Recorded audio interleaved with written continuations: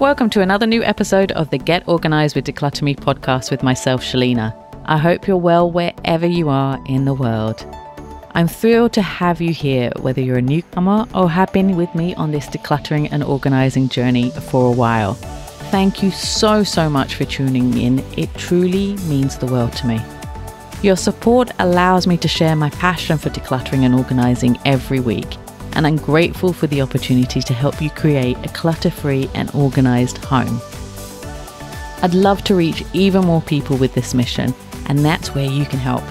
If you're enjoying this podcast, please hit the follow, subscribe, or like button on your podcast player. Share it with your friends or let me know your thoughts with a review or a comment. Thank you so much again. So now let's start with the show. Now we all know that clutter doesn't just appear overnight. Often it's the result of small, seemingly harmless purchases that accumulate over time. But what if I told you that by simply changing the way you shop, you could significantly reduce the amount of clutter in your home? Sounds good, right? So let's dive into these 8 things and discover how cutting them out can make you a big difference. First, let's start with single-use kitchen gadgets. In the kitchen, a space where clutter can quickly get out of control. How many of us have drawers full of gadgets that seem like a great idea at the time, but only now serve as dust collectors? Think about that avocado slicer that only sees the light of day once in a blue moon, or the egg separator you bought because it promised to make baking easier. These single-use gadgets often turn up and take up precious space without delivering much in return. I was in Brands for Less today, and they have loads of these gadgets, and they're so cheap. But they are cheap for a reason, and people don't buy them most of the time because they're just clutter and these single-use gadgets. I mean, the reality is many of these tasks can be done just as easily with basic kitchen tools like a knife or a spoon. Instead of cluttering your kitchen with gadgets designed for one specific purpose, focus on investing in versatile tools that you'll use regularly. A good chef's knife, for instance, can accomplish a multitude of tasks, from slicing avocados to dicing vegetables. And these knives can even remove the avocado stones. You don't need another device for it. So by reducing your reliance on single-use gadgets, you'll not only free up the drawer space, but also make your kitchen a more efficient and enjoyable place to cook.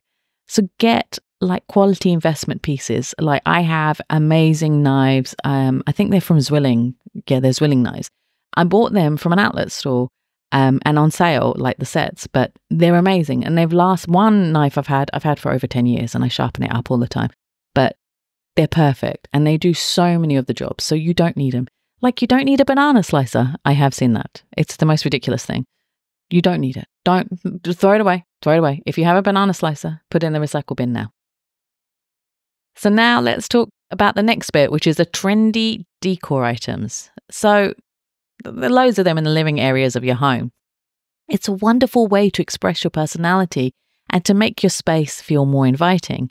It's easy to get swept in the latest trends. Those trendy decor items might look great on Instagram, especially those beige ones. Everything's beige right now. But how often do they end up feeling out of place after the trend has passed? That gold pineapple ornament, which was like a thing about 2 years ago, might have looked like the perfect addition to your shelf, but does it still make you happy a year later? Rather than chasing after every new trend, focus on curating a collection of decor that truly reflects your personality, your tastes, and stands the test of time. Timeless pieces like a well-made piece of art or a classic vase can be enjoyed for years without feeling outdated. When you invest in quality timeless decor, you not only reduce the likelihood of needing to replace the items frequently, but also create a space that feels more cohesive and authentic. So right now, the beige neutral palette is the thing to have right now. And I've seen them everywhere, the same things that have been bought from the stores. And yeah, it looks good in the pictures. It might look good in your house for when you move in for that minimalist look. But after a while, it just looks boring and it just doesn't feel like people's personalities.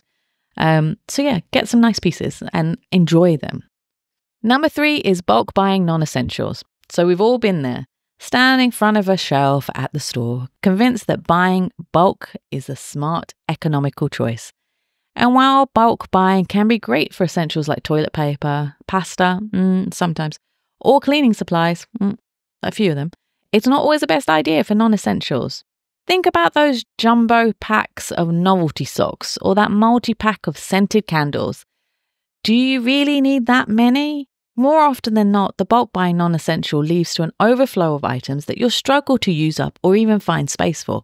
Especially those candles from that special shop that I always complain about, which I really, really, really don't like. They don't even smell nice, especially like the pumpkin spice one. And I will not hear anything about that pumpkin spice candle smelling nice. It doesn't. I mean, it's sickly. But people buy it in bulk and they last for ages, even though the smell goes after the top of it is gone. But yeah, it can last for like 6 months or something if you light it all the time. So what's the point of buying like 6 of them? And then again, another 6 when there's a sale on, which is all the time. So before making your next bulk purchase, ask yourself if it's something you genuinely use on a regular basis. If the answer is no, resist the temptation to buy in bulk. Instead, focus on purchasing only what you need when you need it. This not only helps to keep your home clutter-free, but also ensures that you're spending less money on items that truly do not add value to your life. And the same applies for cleaning and laundry products. I know when they have the offers and you do use them, but truly, you don't need like 4 bottles of kitchen cleaner. Like it lasts for 6 months. You need 2, or just 1 actually, because it's so easy to buy another one on Amazon at the supermarket. Most people have supermarkets around the corner. So it's just not worth buying in bulk nowadays because it's so easy to buy things when you need them. Number 4 is cheap fashion. Now, I have talked about fast fashion many times and I will put the links in the bio as well. Fast fashion is a phenomenon that has taken over the world and it offers the latest styles at an incredibly low price. I know, yeah, like your Shein, your Pretty Little Things, your Zara. It's easy to get tempted by those bargain prices and fill your wardrobe with trendy pieces. But the catch is, those items often wear out really quickly, go out of style just as fast, and contribute to a clutter wardrobe full of clothes that you don't really love. And then they end up going for donation and don't even get sold. They just get put into a recycle bin. You know, it's just the amount of times I see the same things going into the donation bags when I'm working with clients is astonishing. Like, I really don't like most of these fast fashion places.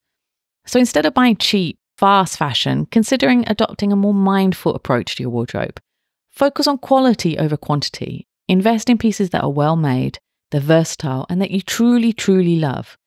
When you buy fewer, better quality items, not only do you reduce the clutter in your wardrobe, it makes you feel great every time you wear them.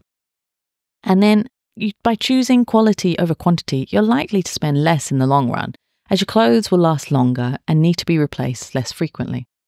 Highly recommend it. And like, if you do like buying quality, mid-price stuff is like Marks & Spencer's, which is this shirt that I'm wearing. And I've worn it a few times and you might have seen it in other podcast episodes, but I truly love it. And it's classic, so it's going to last for a long time. So Marks & Spencer's is great, especially autograph range for if you're in your 30s, 40s onwards. COS is great as well. And they're quality pieces and they're timeless. And with COS, they're so quirky and weird, they can last. They're just not in fashion, so they can last for many, many years. There's some other one, and Other Stories is good as well. So have a look at them, even designer pieces. And if you can't afford a designer, you can go to vintage shops and buy designer there, secondhand or online.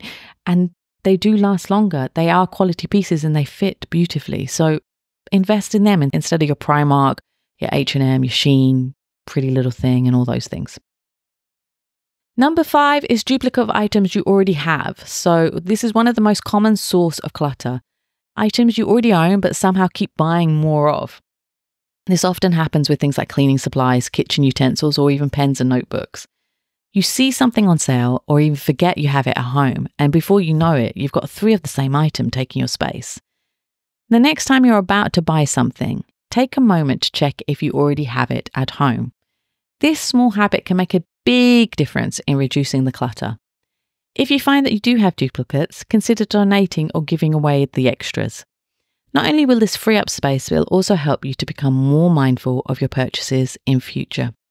It's a great time to do this right now with back to school. So check how many pens, notebooks, stationery items you have before you go out and buy when they have the bulk offers right now.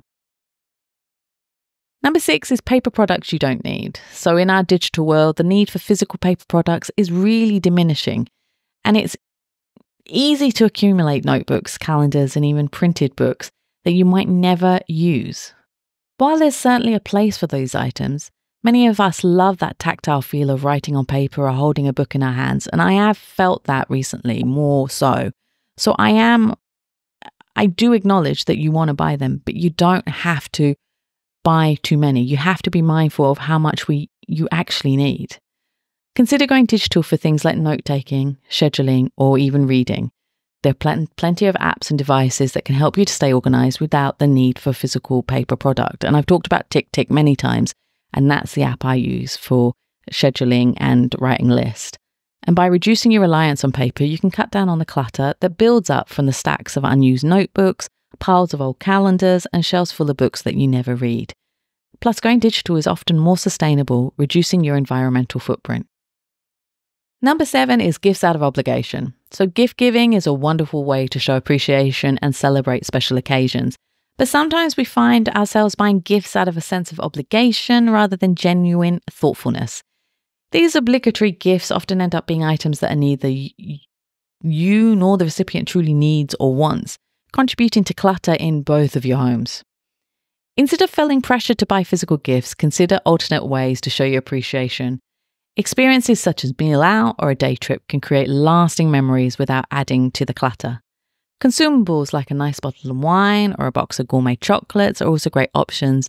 And also vouchers. And I've talked about this, and I will share the episode again about gift giving and giving vouchers. Like, I love giving vouchers to people, and then they can buy whatever they want from the store or from the mall, because you can get vouchers now for malls. And if you're really stuck, a donation or charity to a charity in the recipient's name is a thoughtful gesture that makes a positive impact. Finally, let's talk about sale items you don't need. So we've all been there, walking past a sale rack, drawn in by the promise of a great deal. Sales are designed to create a sense of urgency, making you feel like you're missing out if you don't buy something. But here's the thing. A great deal is only great if you actually need that item. If you're buying something just because it's on sale, it's likely to end up being clutter. Before making a sale purchase, ask yourself if you would still buy that item at full price. If the answer is no, it's probably not something you really need. By resisting the lure of sales, you can save both money and space, ensuring that your home remains clutter-free and filled only with items that truly serve a purpose and make you happy. And remember, items that are on sale are usually the things that nobody wanted to buy because it was rubbish at the time when it was full price and it was a mistake for them to sell it. That's why it's on sale now. Just always remember that. It was the rubbish pile that they're now selling. Do you want to be buying rubbish? No. And there you have it. 8 things you should stop buying to help keep your life organized, clutter-free, and more manageable. Remember, decluttering isn't just about getting rid of those things. It's also about being mindful of what you bring into your home in the first place. By cutting out unnecessary purchases, you're not only creating more physical space, but also making room for a more intentional, happy life. I hope you found these tips helpful. If you have any questions or want to share your success stories, feel free to reach out on social media or through the website. And I love hearing from you and seeing how these tips are making a difference in your life. Thanks for listening and happy organizing. And don't forget to subscribe to Get Organised with Decluttr Me for more episodes on transforming your space and your life. For now, take care, and I'll talk to you next week. Bye.